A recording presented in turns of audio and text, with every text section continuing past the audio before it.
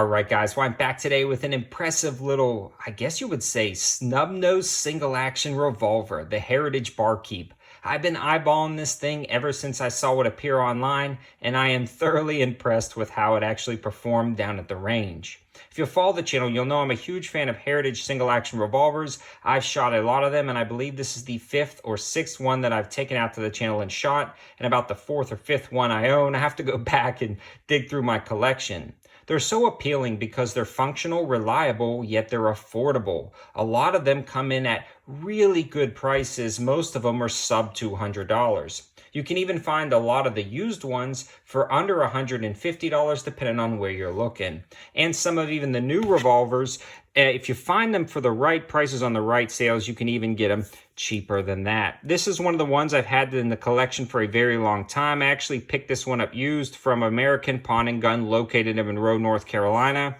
This is one of my spinning or flipping revolvers. As you can see in the intro, I'll piddle around with something like that. I'll load it up with snap caps, and this one actually has a safety. All their revolvers have a safety, and that's a frustrating part for some, but I kind of like it because it actually keeps that hammer off of the firing pin. So even when you depress it, it's going to protect it. And when you see you flip the safety off, it then will drop the hammer all the way and allow it to depress. What that means is while you're spinning, flipping, and shooting, you don't have to worry about the hammer hitting the firing pin, denting your cylinder, and screwing it up. So that is actually a pretty cool gun to learn how to spin a single action revolver with.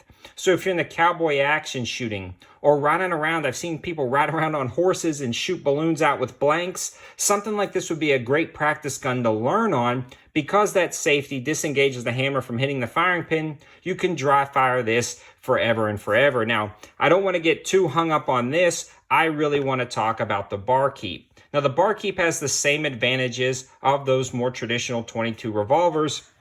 The only thing really different is the barrel length and the way you eject the shells. On this model, what you're going to do is put it to half cock, line up the cylinder, and you're actually going to kick the rod through and kick out the shells. You can see it's knocking out those snap caps.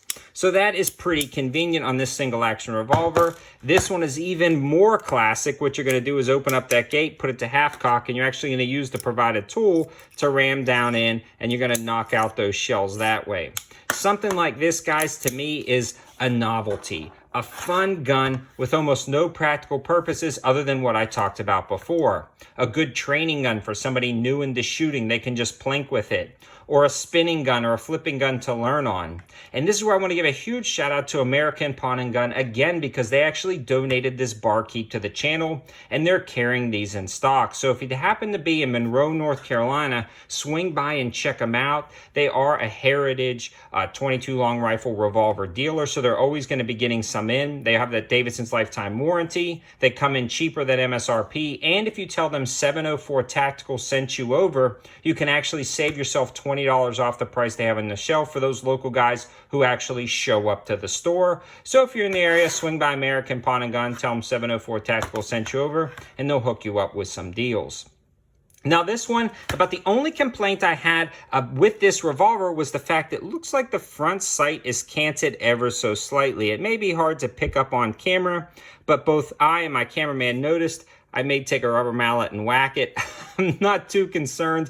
Again, my cameraman was plinking that little 1-inch shooting target 7 steel at like 7 to 10 yards. No problem. This thing is a tack driver. It's accurate, it's reliable, and it is fun to spin around and flip. It works really well. The other cool thing about Heritage revolvers, especially the Barkeep, is they come in some unique finishes, and they also have a wide variety of grips. Right now, American Pawn and Gun has the American flag versions in, but I think they're trying to get a few other versions in of this and some of the more traditional Heritage revolvers, so you can always swing by, check them out, and see what they've got in stock.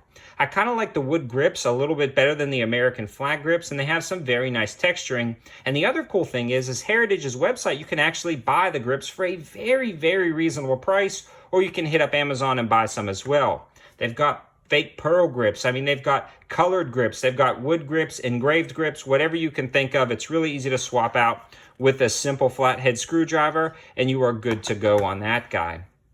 I really don't have any negatives to say other than maybe the canting of that front sight post. In fact, all of the Heritage revolvers that I've ever gotten have never had that issue, so I think I grabbed a lemon. I'm not too concerned again because this is just a fun novelty gun. I'm not doing any long-range shooting, and this is plenty accurate at a close-up distance. Like I said, my cameraman was hitting those 1-inch pieces of steel at 7 yards, no problem. And you can absolutely rattle off shots and just pretend you're a cowboy action shooter for the weekend and load this thing up with 22 long rifle. I saw Mr. Hootie Hoo did a video where he loaded his up with blanks. I thought that might be interesting to load this up with blanks and try to shoot some balloons and things like that and do some more spinning with that revolver. That would be a safe way to learn rather than loading it up with live rounds. I think that's a pretty cool option. We may try that in the future. I do have some on order. So I hope you guys liked the video. I hope it gives you a rather interesting look at a very interesting snub-nosed single-action revolver. And again, I want to give a huge shout out to American Pawn & Gun, located in Monroe, North Carolina, for donating this to the channel, as well as some ammunition a while back that helps us do these reviews. You will be seeing more of this in some comparison videos, and I'll probably be swapping out the grips, so I'll update you guys on the performance when that video comes around. Thanks for watching, guys. Have a good one.